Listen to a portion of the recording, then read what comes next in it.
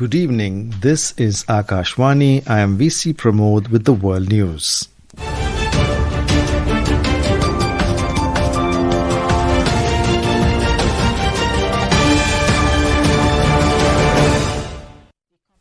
The headlines. US government shutdown begins amid political deadlock, hits key services and delays salaries of thousands of workers.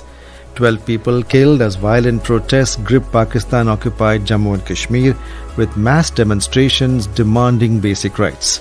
At least 25 people killed in Ethiopia after collapse of an under-construction church in Amhara region. Death toll in the Philippines due to 6.9 magnitude earthquake reaches 69. Prime Minister Narendra Modi expresses grief over widespread damage. And UN raises concerns over nationwide internet blackout in Afghanistan.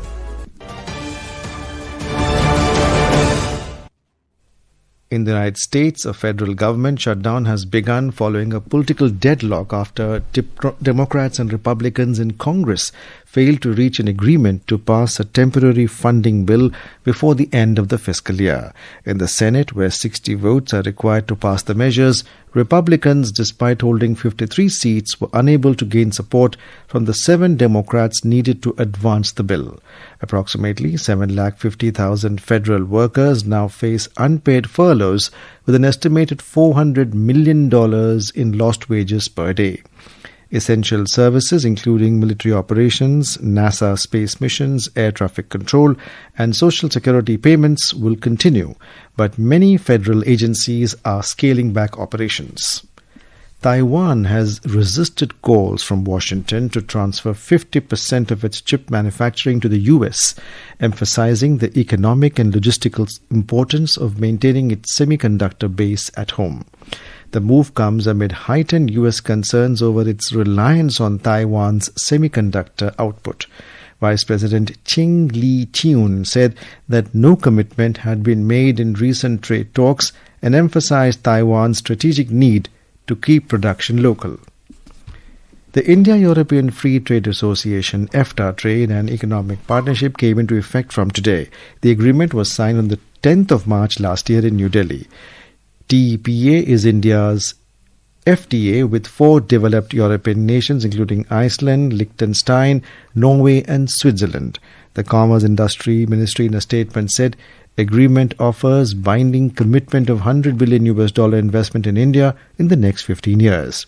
Speaking exclusively to Akashvani, Dr. Ranjit Mehta, CEO and Secretary General of the PHT Chamber of Commerce and Industry, highlighted the benefits of the India-EFTA agreement for exporters.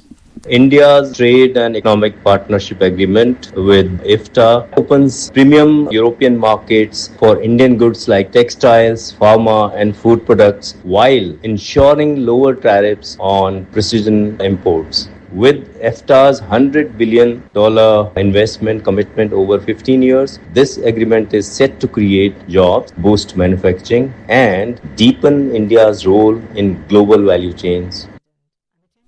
Finland President Alexander Stubb's speech at the United Nations General Assembly strongly echoed India's long-standing demand for a seat on the United Nations Security Council.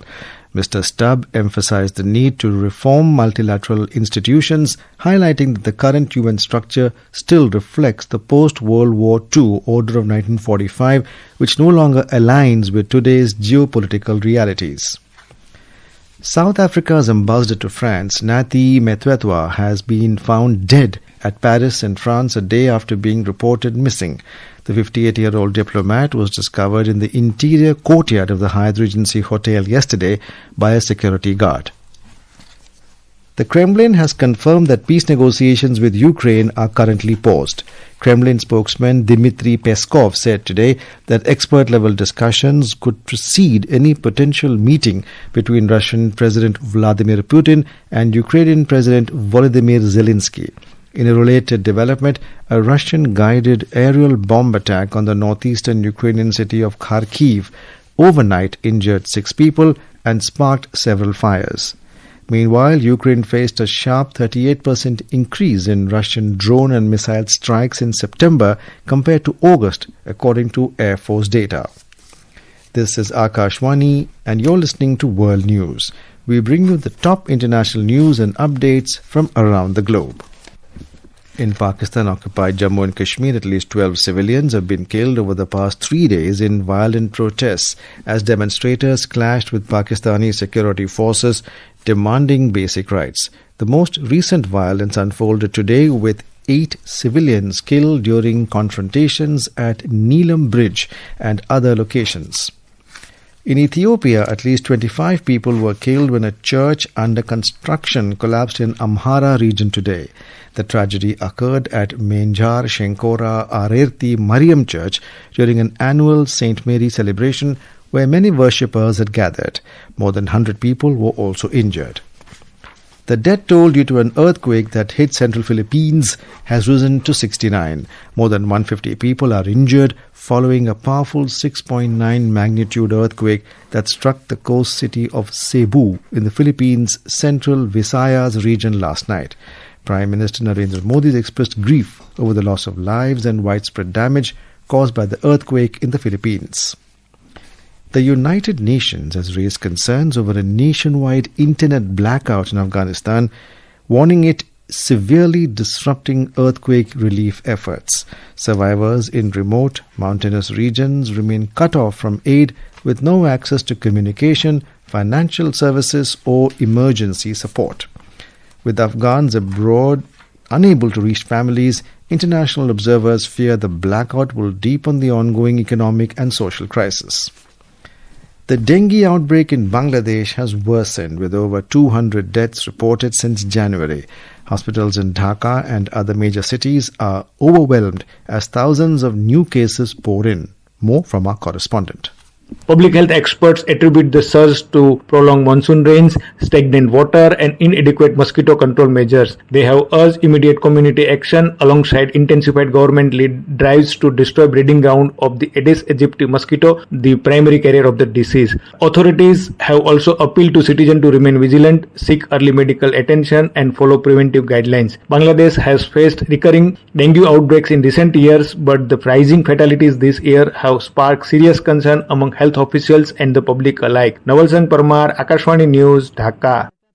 Meanwhile, Pakistan's capital Islamabad reported 52 new dengue cases in a single day, with 33 cases from rural areas and 19 from urban zones. Flash floods in Ukraine's Odessa region have claimed 9 lives, including a family of 5 trapped in their ground floor home. The emergency services reported today that torrential rain sparked chaos, leaving hundreds stranded and 42,000 people without power. Several provinces in Laos are battling widespread flooding after days of continuous rainfall. Rising water levels in rivers, including the Mekong, have prompted authorities to issue flood alerts and warn residents in low-lying areas to remain cautious. Indonesia's Mount Lewotobi Laki-Laki volcano erupted today in East Nusa Tenggara province, sending a 5-kilometer high ash column into the sky. The eruption triggered a red-level aviation warning, halting flights below 6,000 meters around the area. India's Abhishek Sharma has etched his name in cricketing history by achieving the highest ever rating among batters in the latest ICC T20 international rankings issued today. In bowling, India's Varun Chakravarti retained his top spot. In shooting, Mukesh Nelavalli clinched gold in the men's 25 meters pistol event, while Tejaswini Singh secured silver in the women's category as India topped the medals tally at the ISSF Junior World Cup at New Delhi today. And now, before we close, here are the highlights of the bulletin. US government shutdown begins amid political deadlock, hits key services and delays salaries of thousands of workers. 12 people killed as violent protests grip Pakistan-occupied Jammu and Kashmir, with mass demonstrations demanding basic rights. At least 25 people killed in Ethiopia after collapse of an under-construction church in Amhara region. Death toll in the Philippines due to 6.9 magnitude earthquake reaches 69. Prime Minister Narendra Modi expresses grief over widespread damage. And United Nations raises concerns over nationwide internet blackout in Afghanistan. That concludes tonight's World News Bulletin. For more updates, stay tuned to Akashwani. Good night.